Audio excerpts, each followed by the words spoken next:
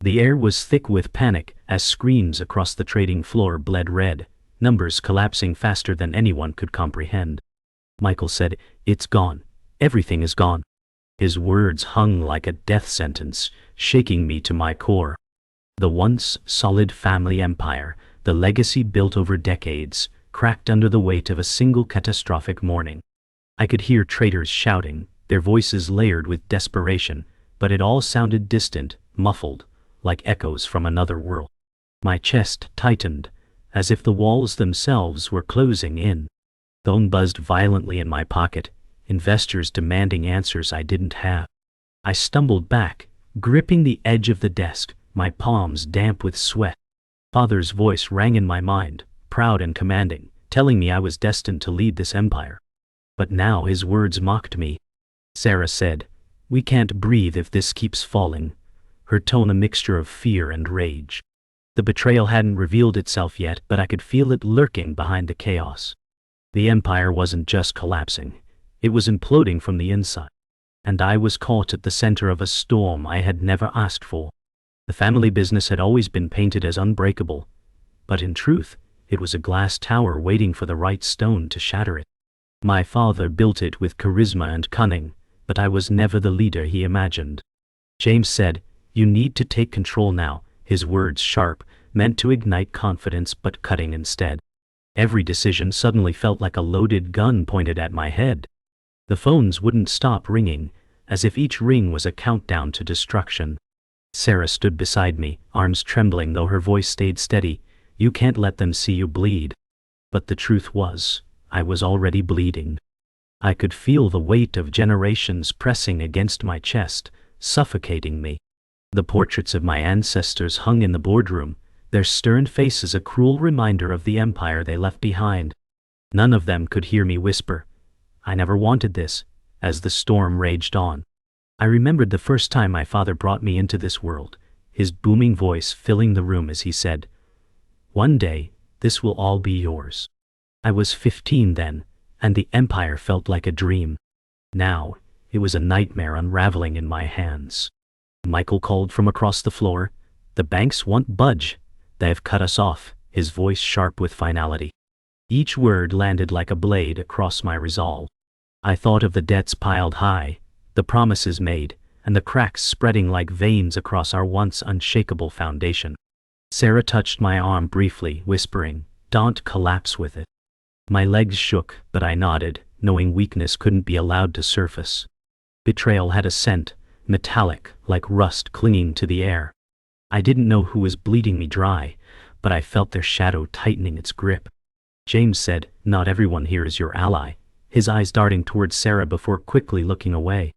My pulse spiked, suspicion cutting into loyalty. Sarah noticed the shift and said, "You think it's me?" her voice trembling with hurt but lined with steel. My silence was answer enough, and it drove a crack between us that the empire's collapse only widened. The business wasn't just dying from market forces, it was rotting from betrayal. By the time night fell, the empire wasn't the only thing crumbling. It was me. The silence of the empty trading floor was deafening, broken only by the hum of screens still glowing red. I sank into the leather chair, the smell of sweat and burnt coffee in the air. Michael entered quietly, his face pale, and said, "We've lost more than money today." His tone carried the weight of a funeral. I stared at the screens, whispering, "It's just the beginning, isn't it?" My voice cracked. The storm outside slammed rain against the windows, as though nature itself mourned the empire's collapse. The silence after the collapse carried more weight than the noise of the storm itself. I stood in the dim boardroom, portraits of my father and grandfather staring down, each face carved in pride. My chest tightened with the pressure of their silent judgment. "Wall," James said, "this is where you show who you are," his tone like a blade sharpened for war. I wanted to scream that I never asked for this inheritance, that the empire was a curse disguised as a crown. Sarah stood at my side, her eyes steady though her fists trembled, whispering, "They'll destroy you if you let them see fear." The storm outside slammed against the glass, as if the sky itself demanded I prove my worth. My reflection in the window looked hollow, a stranger bound by blood and debt. I pressed my palms to the table, the wood cool against my skin, whispering, I am not ready. But in truth, there was no time left for readiness. The business wasn't numbers to my father, it was bloodline, legacy, and domination. He once said, control is the only currency that matters. I could still hear the weight of his words as the empire shook. James paced behind me like a general preparing for battle, muttering, we'll drown if you don't cut the weak links.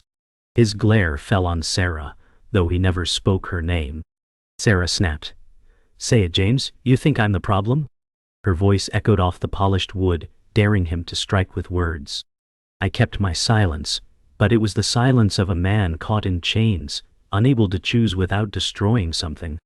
The glass trembled with thunder outside as my heartbeat matched the rhythm of the storm. The phone calls never stopped, but one voice cut deeper than the rest. Michael's tone carried the tremor of disaster as he said, the banks want everything liquidated, they want weight. My pulse quickened, the empire was being carved apart piece by piece. I turned to Sarah, searching for strength, and she said, fight, or they'll eat you alive. James scoffed, muttering, fighting without teeth is suicide. Their words clashed like swords in my head, each one demanding blood. I stared at the balance sheets, numbers bleeding red across white paper, knowing they weren't just numbers, they were our lives. The portraits loomed again, their painted eyes reminding me that legacies didn't forgive failure. The storm outside wasn't half as violent as the storm inside my chest. Sarah said, you can't keep bleeding like this. Her words sharp but laced with care. I wanted to believe her, but trust was crumbling faster than the numbers on the screens. James turned away, his voice dry. Trust has no place in business. Either she folds, or you do. His words tore through the air, leaving silence thick as smoke. I locked eyes with Sarah and whispered, I don't know who to believe. The weight of that admission fell heavy, dragging the room into shadows. Betrayal wasn't coming, it was already here. By midnight, the empire felt like a coffin, and I was the one sealed inside. The trading floor was silent, screens glowing faint red, like embers refusing to die. Michael entered with heavy steps, voice subdued.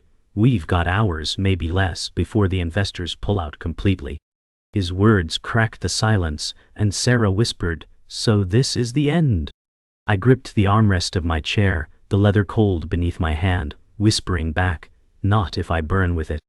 The thunder roared outside as if mocking the thought of resistance. Legacy, betrayal, and ruin circled me like vultures waiting for the kill.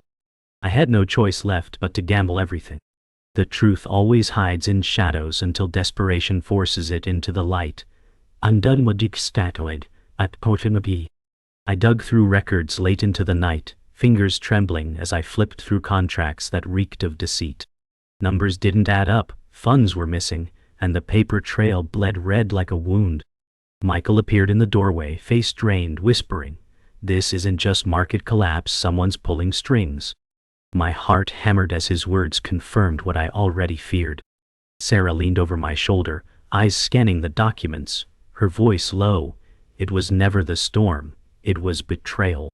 The word lodged like a stone in my throat, cold and unforgiving. James entered, his voice sharp, close those files before you drown in suspicion. He tried to snatch the papers, but my grip only tightened. I could feel the walls of trust caving in, leaving nothing but suspicion and silence. The documents were poison, but the poison had a name, an investor who had slipped into our world with charm sharp enough to cut steel. I remembered his promise, I'll save you but at my price, and now the truth was unraveling. Sarah slammed her fist on the desk saying, he set this up, he made sure you would fail. My throat tightened as I whispered, he never invested in us, he invested in our collapse. James turned, voice heavy with warning, be careful, the moment you accuse him, you paint a target on your back. Michael's silence was louder than any warning, his gaze heavy with dread. Betrayal wasn't just possible, it was confirmed, and the strings of the empire were in another man's hands. The night bled into dawn, and with it came the whispers of a mentor I once admired. He had warned me of this game years ago, his broken voice saying, "They don't invest in your future, they gamble on your fall." Now his warning carved itself into reality. I sat with Sarah, her voice trembling. "We can't trust anyone left in this circle." My reply cracked, "Then it's us against all of them." James smirked, muttering, "If you play lone hero, you'll bury yourself faster."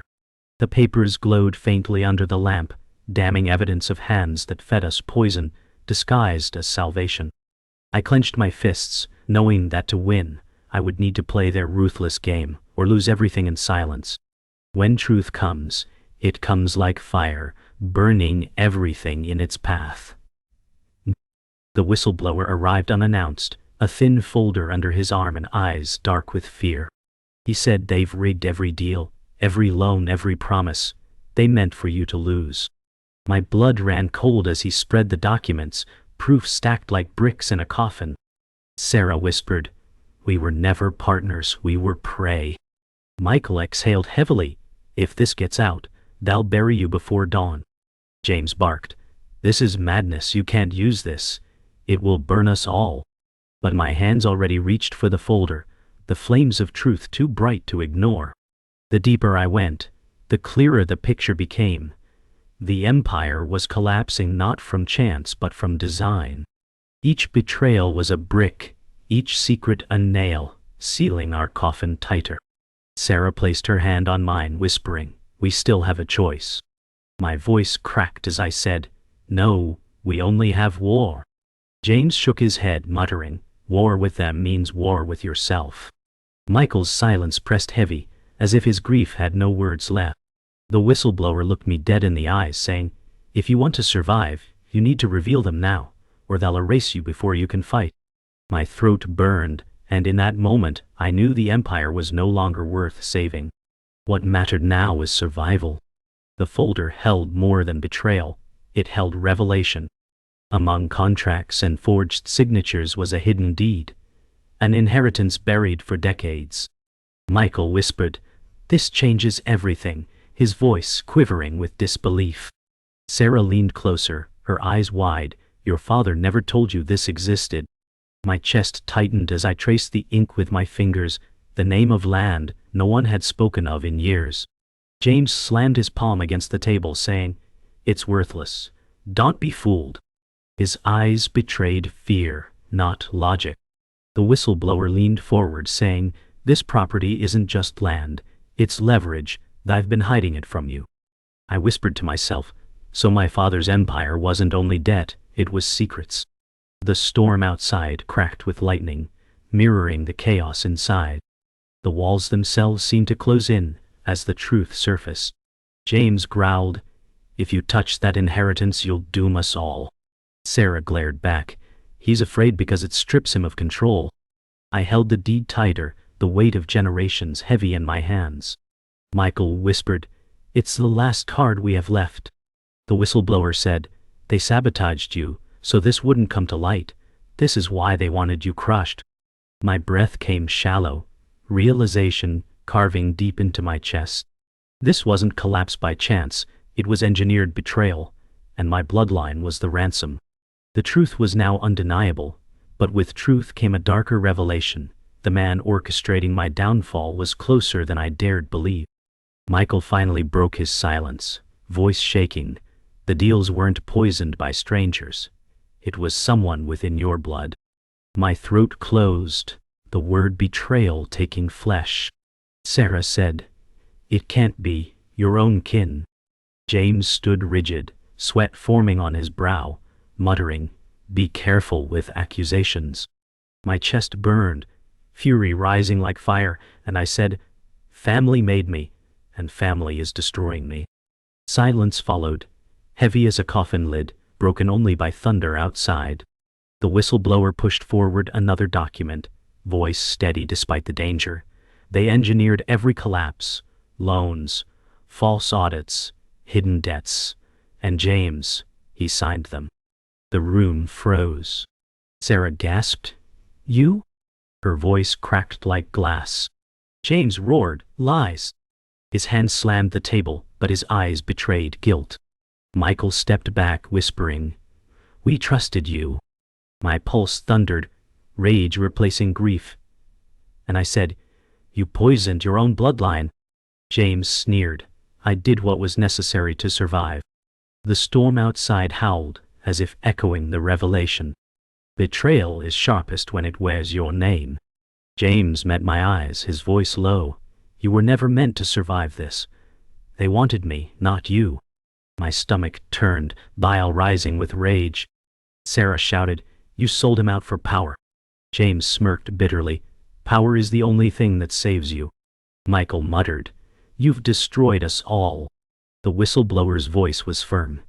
This is the proof you needed, but if you use it, you'll spark a war you cannot control.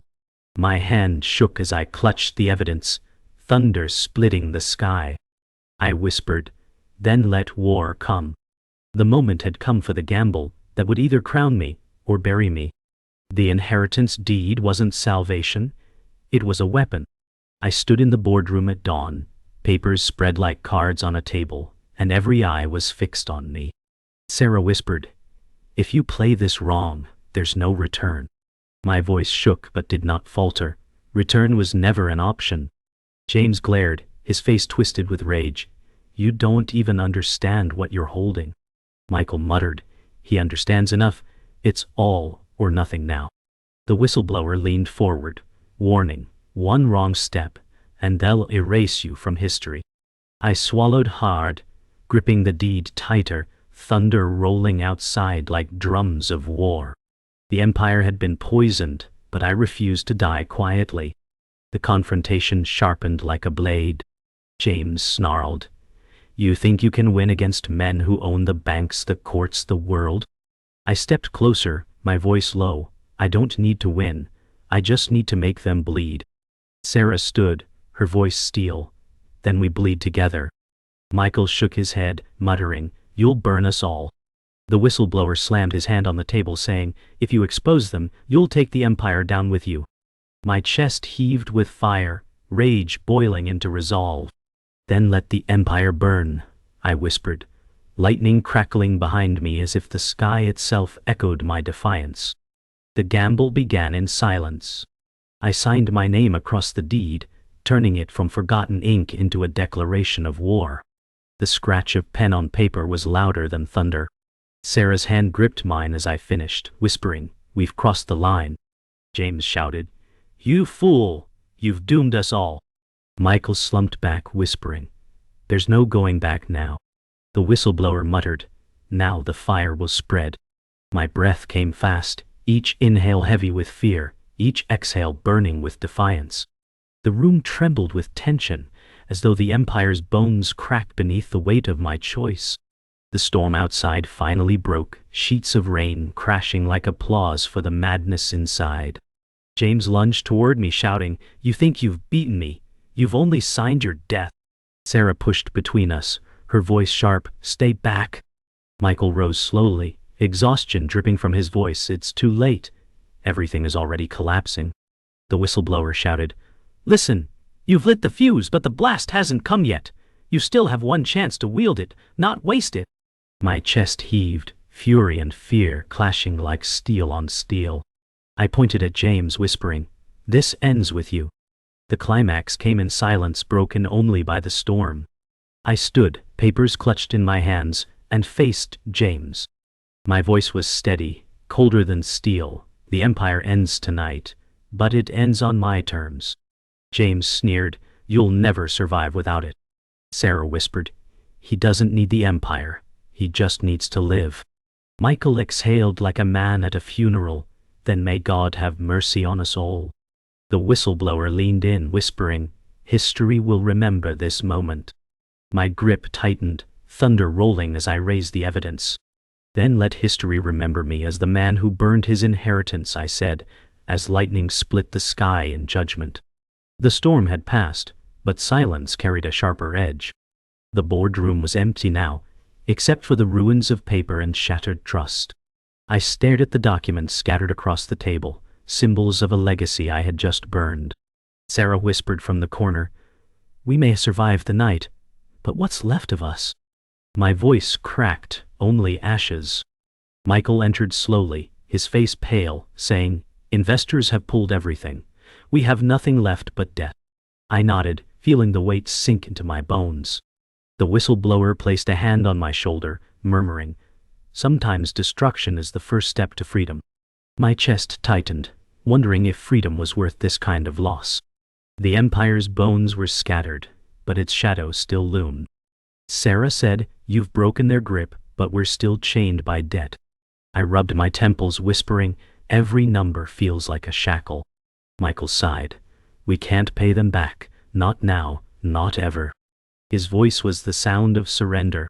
James, though exposed, stood near the wall in silence, his smirk gone, replaced by hollow defeat. The whistleblower muttered, "You still have the evidence. You can destroy them, but it will destroy you too." My chest ached with the weight of choice, redemption or ruin. The mentor's words from years ago echoed in my mind. Success without soul is just another form of ruin. He was gone now, but his ghost lingered in every decision. Sarah touched my arm softly, whispering, "You don't have to win this war. Maybe survival is enough." Michael muttered, "Survival feels like failure when all we've built is gone." James let out a bitter laugh. "You think you're free? You're still trapped, just without the walls." The whistleblower shook his head, replying, "Trapped maybe, but no longer blind." My voice trembled as I said, "Then I'll carry blindness no longer, even if it means carrying scars instead." The victim of our war was not us, but those who believed in us. A worker's letter sat on the table, written in desperation, pleading for wages lost in the collapse. Sarah's voice broke as she read aloud, "They trusted us with everything." My eyes burned with shame, whispering, "And we gave them nothing but ruin." Michael said, "They'll remember us not as leaders, but as thieves." The whistleblower shook his head. "They'll remember who truly stole from them, but only if you speak." James remained silent, his guilt painting the silence darker than any words. My soul fractured under the weight of lives broken by decisions I could never take back. By nightfall, the ruins had hardened into truth. Sarah whispered, "We have nothing left but ourselves." I answered, "Then maybe that is enough." Michael left the room in silence, shoulders heavy, a man carrying too many ghosts. James lingered in the shadows, whispering, "You'll regret mercy." My chest ached, but I turned away, saying, "No, what I regret is ever letting you in." The whistleblower stayed behind, his voice steady. "Tomorrow the world will see the truth, but tonight you rest." I closed my eyes for the first time, not as heir or leader, but simply as a man broken, yet breathing. Morning came heavy, with no applause, no empire, only silence. The trading floor was lifeless, screens black, as though mourning the death of ambition. I stood alone, listening to the echo of my footsteps. Sarah entered quietly, her voice soft. "The world doesn't end because your empire did." My chest ached as I replied, "It feels like it." Michael leaned against the doorway, eyes sunken, whispering, "We're alive, that has to count for something." James was absent, vanished into shadows of his own making. The whistleblower arrived last, calm but firm. "Truth has already left this room, it's spreading." I closed my eyes, inhaling the silence, wondering if survival could ever be enough to bury shame. The silence broke with Sarah's whisper, "Legacies die, but people endure." I wanted to believe her, but every memory of my father's voice weighed heavy on my soul. Michael muttered, "Your father built walls, you tore them down. Maybe that was the point." The whistleblower nodded. "You've shown the world the cost of greed." I whispered, "Then why does it still feel like I lost everything?" Sarah placed her hand on mine, steady and warm, "Because you cared more about the people than the empire." My eyes burned, a tear slipping free, not for the empire but for the man I used to be. The headlines screamed louder than any voice in the room. "Family empire crumbles amid scandal." The whistleblower laid the newspaper on the table, his voice steady. "The truth is out. They can't silence it anymore." Michael sighed, "But they'll come for you now. Are you ready for that?" Sarah's voice rose with quiet fire. "Let them come. We've already faced worse." I stared at the headline, my name etched beneath ruin, and whispered, "Then this is my story, written not in profit, but in scars." The storm had ended, but its echo lived on, carried by ink and truth. I walked through the ruins of the once busy factory, the hum of machines now silent. Dust hung in the air like ghosts of workers gone. Sarah said, "They built this place with hope, not greed." My chest tightened as I touched a rusted machine, whispering, "And I destroyed it with mistakes." Michael muttered, "Not mistakes, betrayal, but not yours." The whistleblower's voice was quiet. "History will see the difference, even if you don't." The silence of the factory was heavier than the storm had ever been. I felt smaller than ever, yet strangely free. Night fell, bringing with it the quiet weight of reflection. I stood outside the shattered headquarters, city lights glowing behind me. Sarah's voice was steady. "You're free now, even if it doesn't feel like victory." I whispered, "Freedom feels like loss." Michael said softly, "Sometimes survival is the only triumph left." The whistleblower adjusted his coat, saying, "You've left them scarred, and scars remind the world of its mistakes." I looked up at the night sky, stars scattered like pieces of a broken crown, and whispered, "The empire is gone, but I'm still here." For the first time, silence didn't feel like defeat. It felt like a beginning.